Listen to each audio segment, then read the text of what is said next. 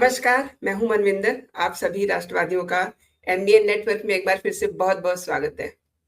लोकसभा से anti paper leak bill pass हो गया है और अमित शाह ने ये कह दिया है कि मोदी सरकार स्टूडेंट्स के भविष्य को खतरे में डालने की कोशिश करने वाले किसी भी व्यक्ति को बख्शेगी नहीं। लेकिन इससे भी ज्यादा महत्वपूर्ण जानकारी आ रही है।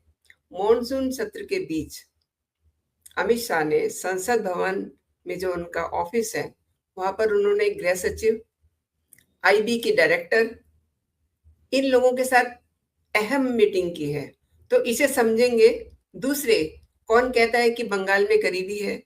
वहां से तो 15 किलो सोना मिला है और शुभेंदु अधिकारी ने जो नोटिफिकेशन जारी किया है, उससे बंगाल के सारे कॉकरोचों की हवा खराब हो गई है। आगे बढ़ने से पहले आपसे मेरा वही निवेदन, वही आग्रह, चैनल को आप सब्सक्राइब कर लीजिए और वीडियो को आप लाइक कर लीजिए। तो मेरे साथ जुड़ चुके हैं उदय भानु बनर्जी सर। सर, स्वागत है बहुत बहुत आपका। नमस्कार। नमस्कार मनविंदर जी, नमस्कार आपके सारे दर्शकों को भी। सर, गृह मंत्री अमित शाह की गृह सचिव और आईबी चीफ के साथ बैठक हुई है और ऐसा माना जा रहा है कि कॉकरोचों की शामत आने वाली है। कैसे देखते हैं? मैडम, आपका जो खबर है सही है। ये जो धर्मेंद्र प्रधान जी के अगेंस्ट में ये सारे एजिटेशन हुई, एनईटी पेपर को, नीट पेपर को लेकर के, लीकेज को लेकर के, ये सारे दिखावा था। असली टारगेट थे हमारे गृह मंत्री अमित शाह जी। अब सवाल आता है, अमित शाह जी को इसके साथ क्या लेना देना है? इनका तो मंत्रालय दूसरा है। देखिए, अमित शाह जी पिछले 10 साल में, आपको हम दर्शकों को याद दिलाते हैं, 370 से लेकर के नक्सलवाद को खत्म करने में इनकी पूरी स्ट्रेटेजी, पूरा जो है प्लान सक्सेस करके दिखाया। बल्कि पीछे का सरकार जो है, मनमोहन सिंह और उससे पीछे अब कोई भी देखिएगा, यूपीए के सरकार में हमेशा इनके प्रधानमंत्री का अपना जो है कहावत था, जो नक्सलवाद जो है वो आतंकवाद से भी बड़ा खतरा है देश के लिए। अब आपके पास एक गृह मंत्री आए जो इन लोगों को धमकी से और इन लोगों को ब्लैकमेलिंग से बिल्कुल झुकते नहीं है। इन्होंने आतंकवाद खत्म किए कश्मीर में, और कश्मीर में, जम्मू में जो रिहेबिलिटेशन है उसकी पूरी अपना रिस्पॉन्सिबिलिटी लेकर के वहां पे कश्मीरियों को, जो हिंदू कश्मीरियों को जो वहां से छोड़ के भागना पड़ा था, उनको रिहेबिलिटेशन पूरा देख रहे हैं। इनका और बहुत बड़ा जो है, इस साल 31 मार्च, अप्रैल के महीने में इन्होंने अनाउंस किया, देश से नक्सलवाद खत्म। अब सोचिए मैडम, इस नक्सलवादियों को इतने साल से जो है फंडिंग, तिरुपति टू पशुपति, ये जो रेड कॉरिडोर है जो जाता है आपको आंध्रा से लेकर के उड़ीसा, झारखंड, छत्तीसगढ़, बंगाल, बिहार, सोचिए उसके बाद नेपाल तक, ये जो रेड कॉरिडोर था इसको बिल्कुल इन्होंने खत्म कर दिया। इसमें बहुत सारे जवान को बलिदान देनी पड़ी, बहुत सारे ऑफिसर, अच्छे अच्छे ऑफिसर, जिनको इस संघर्ष में, जंग में अपना जिंदगी देनी पड़ी। तो आज देखिए, संसद में जो बदतमीजी हुई, आखिर में मुद्दा क्या निकला? बिल तो पास हो गई। उसके बाद राहुल गांधी बाहर आके अमित शाह जी की रेजिग्नेशन मांग रहे हैं। अभी आपके पास देखिए, धीरे धीरे पर्दा खुलेगा। अमित शाह जी के दफ्तर में क्यों आईबी डायरेक्टर और चीफ को बुलाया गया था? इसीलिए बुलाया गया था, आज आपने क्या देखे, हम तो उसका नतीजे से हमको पता चलता है ना, जो क्या डिस्कशन हुआ और क्या एक्शन प्लान आगे ये लोग करने वाले हैं। नतीजा क्या हुआ? एक हैंडल को, जो पहले ट्विटर के नाम पे जाना जाता था, वहां पे जितने सारे ये fake AI deep fake videos narrative चला, एक्स का ग्लोबल हेड को दिल्ली पुलिस ने नोटिस दिया, आप आइए और हमारे साथ जोड़िए, हेल्प कीजिए, मदद कीजिए इन्वेस्टिगेशन में। दूसरी बात, कॉकरोच कैसे अपने आप में फंस गए, इन्होंने साफ बोल दिया सुप्रीम कोर्ट जो ऑर्डर दिया है वो हम मानते नहीं है और हम अपना एजिटेशन जारी रखेंगे तब तक जब तक सारे जो है केसेस वापस नहीं लगे। अब इन नाबालग मंदबुद्धियों को कौन समझाए, कोई देश का ऐसा कोई कानून नहीं है जो जिसके ऊपर एफआईआर या कोई आरोप लगी हुई है उससे वो कैसे बरी कर देंगे, कोई सरकार नहीं कर सकते है और ना तो कोई कोर्ट कर सकते हैं जब तक ना पुलिस या इन्वेस्टिगेटिंग ऑफिसर जो है उनको बरी करते हैं। तो उसमें सारे कॉकरोच जो फंस गए क्योंकि इन्होंने सब पैसा दे करके बस में किराया लेकर के आप भीड़ इकट्ठा किए थे। हम तो बोले थे 30% स्टूडेंट थे और 70% जो है ये सारे वर्ग थे। उसके बाद इसमें सबसे बड़ी जो वार्ता सबको मिला वो है मोहम्मद सलीम उर्फ योगेंद्र यादव जी का। उनको क्या कहना है, आप तो संसद जो है सड़क पे चलेगी और आगे प्रोटेस्ट नहीं होगी, रेजिस्टेंस होगी। इसका मतलब क्या हुआ, मतलब आप जो है डेमोक्रेटिक प्रोसेस में आप बिलीव नहीं करते हैं, आपका जो है आप निशाना ये भड़काऊ कर रहे हैं, जो आप लड़ाई जो है सड़क पे लड़ी जाएगी और वहीं पे संसद चलेगी। और बात ऐसे है मैडम, कॉकरोच क्या चाहते हैं, देश से सुप्रीम कोर्ट को बंद कर दिया जाए या अभी ये सुप्रीम कोर्ट के सामने जाकर धरना पे बैठेंगे। इनके मुंह पे तो एक शब्द निकलता नहीं है जब पेपर लीक होते हैं पंजाब से, जब कर्नाटक से। क्यों?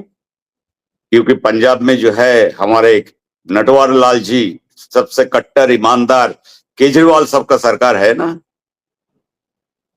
और इससे पूरी साफ हो जाता है जो साजिश जो है ये किसके पैसे से हुआ, कहां से पैसा आया, ये सारे अब निकलेगा। 4 कंपनीज को ऑलरेडी तो नोटिस जारी चुके हैं और उनको नोटिस उनको दिया है जो आप आके जो हमारे संसद के पार्लियामेंट्री कमेटी होता है वहां पे आके मिली है। मतलब जो एमपीज है संसद के बहुत सारे पार्टीज का होता है ये पार्लियामेंट्री कमेटी, उसके सामने आप हाजिर हुई है। कोई पुलिस इन्वेस्टिगेशन नहीं, उसमें कौन है, Facebook, Meta, Instagram, WhatsApp, Snapchat, ये 5 कंपनी और ऊपर से दिल्ली पुलिस जो है एक्स को ट्विटर को नोटिस भेजे है। तो मैडम ये सारे स्ट्रेटेजी उस बैठक में ये सब डिसाइड किए गए। कई राज्यों में देखिए कोई भी जिनके ऊपर एफआईआर है और जो हिस्ट्री शीटर है, जिनके इतिहास है, इस सब के उनके कोई बरी नहीं होंगे। दूसरी बात, कल अचानक जो है सीपीएम का जो हेड ऑफिस दिल्ली में, वहां पे दिल्ली पुलिस पहुंच गए। किसके संदर्भ में, ऐशी घोष करके यहाँ के एक बहुत बड़ा लीडर है, वामपंथी लीडर, तो जेएनयू का इनकी प्रेसिडेंट भी हुआ करते थे। पिछले चुनाव में ये कोई एक कॉन्स्टिट्यूएंसी से सीपीएम के कैंडिडेट होकर के चुनाव भी लड़े। इनके पीछे कलकत्ता पुलिस भी लगे हुई है। कलकत्ता में इनके ऊपर पिछले 3 दिन से इनके चल रहे खोज चल रहा है। आज दिल्ली पुलिस पहुंच गए और उसमें जो है एक वामपंथी कॉकरोच, अब कॉकरोच के साथ आप ये शब्द जरूर जोड़ दीजिए, वामपंथी कॉकरोच। उसको अगर आप रवैया देखिएगा, जैसे लग रहा है ये कोई भारत नहीं है, वो चाइना में बैठ के बात कर रहे हैं। अरे आप पुलिस से सवाल पूछ रहे हैं क्यों रेड करने या क्या है। तो आगे जाके ये कॉकरोच, वामपंथी कॉकरोच को, इनको ये लोग सारे जो है ये वो माओवादी और ये नक्सलवाद जो खत्म हुई तो तभी से इन लोगों को प्लान है अमित शाह को टारगेट करने का। अब सुप्रीम कोर्ट के अगेंस्ट में जो सौरभ दास का जो स्टेटमेंट आया वो तो अलग फंसेंगे। अब इस स्टेटमेंट में देखिएगा, कॉकरोच, वामपंथी कॉकरोच बिल्कुल अकेले पड़ जाएंगे, क्योंकि कोई भी हमारा देश के संविधान में जो इलेक्शन कमीशन का रजिस्टर्ड पॉलिटिकल पार्टी है, वो सुप्रीम कोर्ट के अगेंस्ट कोई बयानबाजी नहीं करते हैं। अब धीरे धीरे देखिएगा, इनके साथ राहुल गांधी किनारे हो गए, इनके साथ कपिल सिब्बल भी अभी समझ में लाए, क्योंकि ये सब मन बुद्धि, इन लोगों को पढ़ाई वढ़ाई कुछ हुआ नहीं, कहीं से फर्जी। सौरभ दास ये 3 बार लॉ का परीक्षा देके फेल किया, वो भाषण दे रहा है सुप्रीम कोर्ट का कानून क्या होने चाहिए। मतलब वो क्या चाहते हैं, जो सड़क पे हम कपड़ा उतार के सारे जो है, जैसे हम देखे अश्लीलता, वही सब करे, समाज में यही सब हो। और सर आपके बंगाल में शुभेंदु अधिकारी ने तो बिल्कुल कमाल कर दिया। उन्होंने तो एक सर्कुलर जारी किया है कॉकरोचों के लिए। ये है और वहां मैडम। बड़ी हवा बहुत खराब हो गई है इन लोगों की। Thank you ji. मैडम, आपने इसको दिखा रहा है। ये देखिए गेजेट नोटिफिकेशन, ये नोटिफिकेशन तभी हुआ काल शाम को, जैसे सुप्रीम कोर्ट का ऑर्डर आया इनके ऊपर, तभी ये नोटिफिकेशन जारी किया। जो स्टूडेंट है, जिनका कोई जो पहली बार इस प्रोटेस्ट में शामिल हुए, और उनको एक्चुअली इस सारे को जितने आइडेंटिफाई किए स्टूडेंट है कि नहीं है, उसको पता चलेगा उनको आईडी कार्ड और उनका बैकग्राउंड चेक करने के बाद। मैडम, ऐसा नहीं है कोई भी सड़क पे आके बोलेगा हम तो स्टूडेंट है, हम प्रोटेस्ट में पहली बार, ऐसा नहीं होगा मैडम। वो भी प्रोसेस शुभेंदु के पास, उसने जो डायरेक्शन दिया है, जो मुझे पता चला, ये सारे जो लोग हैं जिनका आइडेंटिफाई करे किए गए, उनको सबको बुलाया जाएगा, सबको बुलाया जाएगा। अगर आप अपना आइडेंटिटी से आप प्रमाण कर सकते हो जो आप स्टूडेंट है, आप पढ़ रहे हो, तो आपको ऊपर कोई केस नहीं लगेगा। अगर पढ़ नहीं रहे हो, फिर भी आपको आइडेंटिफाई किया गया, वहां पे पत्थरबाजी में और ये सब करने के लिए स्लोगन और अश्लील तस्वीर और प्रधानमंत्री और गृह मंत्री के ऊपर सब टिप्पणी करना, वो अगर पाया जाएगा और आप प्रमाण नहीं कर पाते हैं, जो स्टूडेंट है, यार आपको उम्र जो है वो कोई 40-50 साल के है, तो उस पर आपको ऊपर कार्रवाई होगी। और ऊपर से जिनके ऊपर ऑलरेडी केसेस है, वो तो किसी को, वो जो 16 आदमी को जो पकड़े थे, किसी को रिहा नहीं है। और उदय सर कहते हैं कि बंगाल में बड़ी गरीबी है, लेकिन लोगों के यहाँ से 15-15 किलो सोना निकल रहा है। और देखिए, ना कोई ईडी की रेड, ना कोई सीबीआई का छापा, तो बंगाल पुलिस ने कमाल किया है। मैडम, शुभेंदु ने तो असेंबली में खड़े होके बोले, जो बंगाल पुलिस का पुराना जो इनका अस्मिता है और गरिमा है, उसको हम वापस लाएंगे। और पुलिस के ऊपर जो लोग पत्थर फेंकते हैं, ये पुलिस को जो थ्रेट करते हैं, उनको सबका हिसाब होगा। आप देखिए, कमाल कर दिया बंगाल पुलिस। हम तो सोचे नहीं कि कोई ऐसी चीज जो है ईडी या सीबीआई से ही होता है, जी। लेकिन यहाँ पे बंगाल पुलिस जाके बीरभूम में एक सैंड माफिया टुलू मंडल और उनका एक एसोसिएट, जिनके घर से 20 करोड़, अभी भी काउंटिंग जारी है मैडम। मुझे लग रहा है इस बार भी वहां मशीनें फेल हो जाएंगी, धुएं निकल जाएंगे नोट गिनने वाली मशीनों के, क्योंकि नोटों के पहाड़ निकल रहे हैं। पूरा एक सोने का ब्रांच सोने वहां का पे, अंबार निकल रहा है।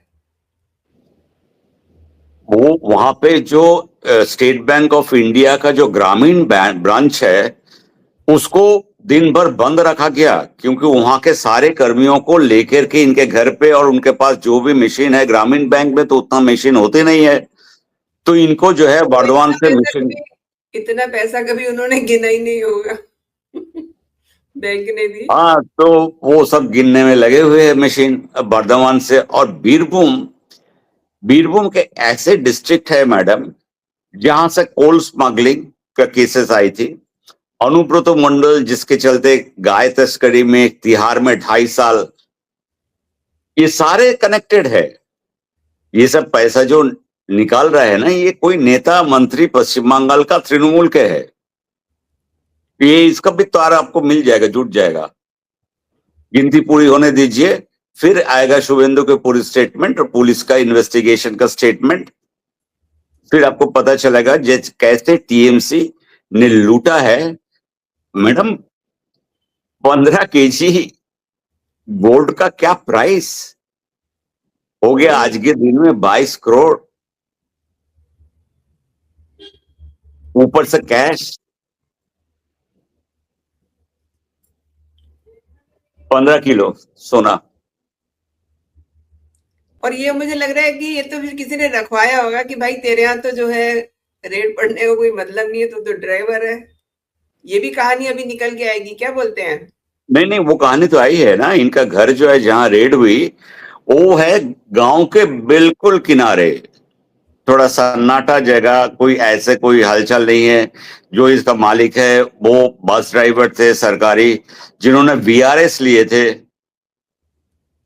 अपना जी। नौकरी से, और फिर उस पैसा से घर बनाया था। तो इन लोगों को इस्तेमाल किया जाता है। अब कोई आदमी से पैसा और ये सोना रखने के लिए उनको महीने में सोच लीजिए 50,000 या 60,000 मिलता है। जैसे जी। किराएदार, जैसे मकान मालिक को जी। मिलता है किराएदार से, वैसे ही हुआ ये। जी। जी। जिस आदमी के घर से मिला है उसके इसके साथ कोई लेना देना नहीं है। मैडम, इतना पैसा तो होता है सिर्फ माफिया, और माफिया के मतलब ये पॉलिटिकल माफिया। अब और एक आंकड़ा आप सुन के ताज्जुब हो जाइएगा। बीरभूम में बहुत सारे माइंस है, ये बालू है, काफी मिनरल रिच बेल्ट है जो बिल्कुल बॉर्डर से बर्धमान और उस कोल बेल्ट का बॉर्डर से आता है। अब मैडम, वहां पे लोगों के पास इतना पैसा सोचा नहीं जा सकता है।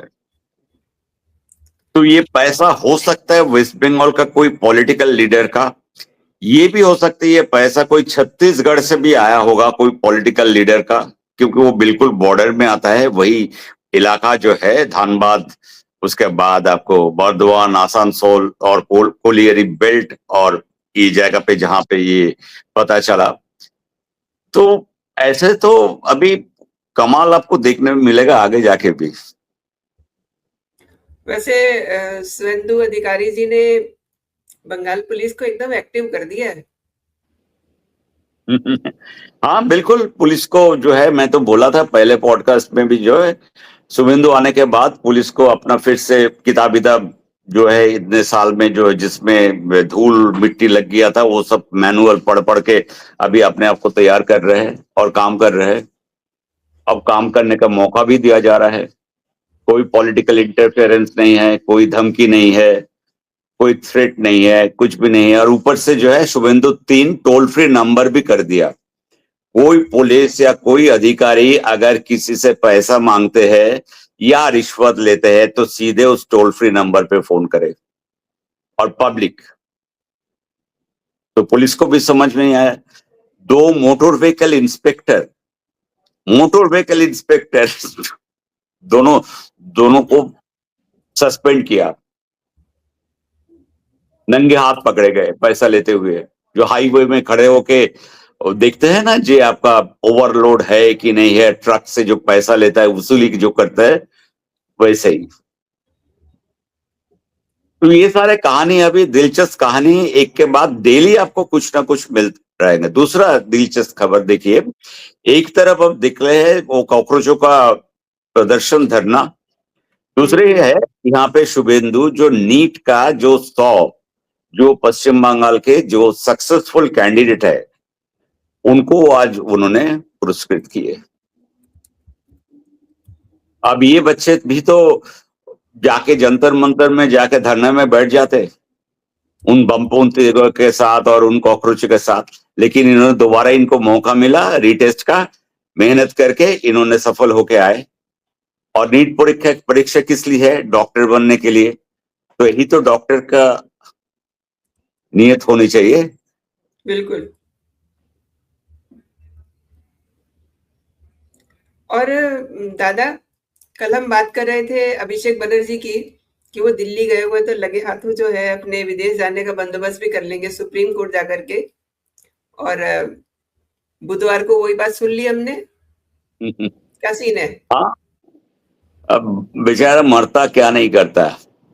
कलकत्ता हाई कोर्ट से तो इनको परमिशन मिला नहीं, बल्कि कलकत्ता हाई कोर्ट तो सवाल बहुत बड़ा कर दिया, जहां जिस हॉस्पिटल में आप पिछले 10 साल से इलाज करा रहे हैं उससे कोई फायदा क्या नहीं हो रहा है। तो अब हर एक साल आप जा रहे हैं और दुनिया के सबसे कीमती हॉस्पिटल में। अब सोचिए कोई इंडियन हॉस्पिटल में ऐसी चीज होता और ऐसे कोई नामदार पॉलिटिशियन का इलाज चल रहा है और उनका 10 साल से कोई उसका सुराहा नहीं हो रहा है। तो हमारे मीडिया और ये जो जितने नैरेटिव चलाने वाले जो इन्फ्लुएंसर है क्या करते हैं उसको।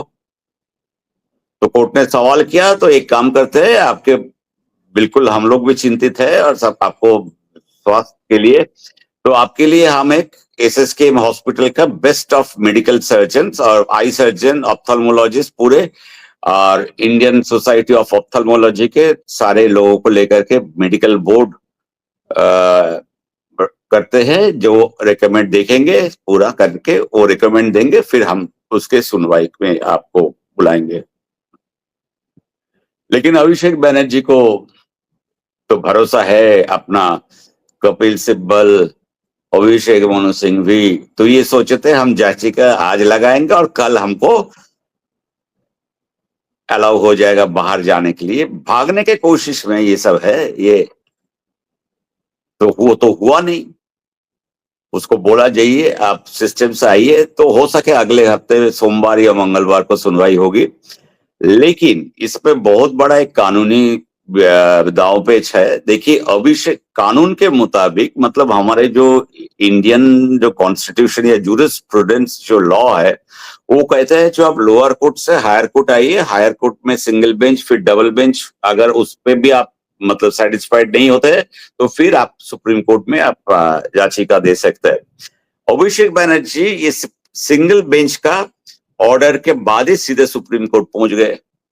अब हो सके सुप्रीम कोर्ट उनको फिर दोबारा वापस कर दे, जाइए आपका तो याचिका वहां पे कलकत्ता हाई कोर्ट में पेंडिंग है, वहां पे हियरिंग पेंडिंग है। अगर उनसे आप सेटिस्फाइड नहीं है वहां पे जाके डबल बेंच पे आप जाइए, आप अपील कीजिए, और नहीं तो आप इंतजार कीजिए, उनका बात सुन लीजिए। उदय जी, आपने बहुत महत्वपूर्ण जानकारी दी है। क्या चल रहा है बंगाल में, देखिए किस तरीके से वहाँ धरपकड़ चल रही है कॉकरोचों को लेकर के, और प्लस ये जो सोना पकड़ा गया है। आपका बहुत बहुत धन्यवाद, आपने मेरे लिए समय निकाला, मेरे दर्शकों के लिए समय निकाला और विस्तार से सभी मुद्दों पे आपने जानकारी दी। जय हिंद, जय भारत। जय हिंद मैडम।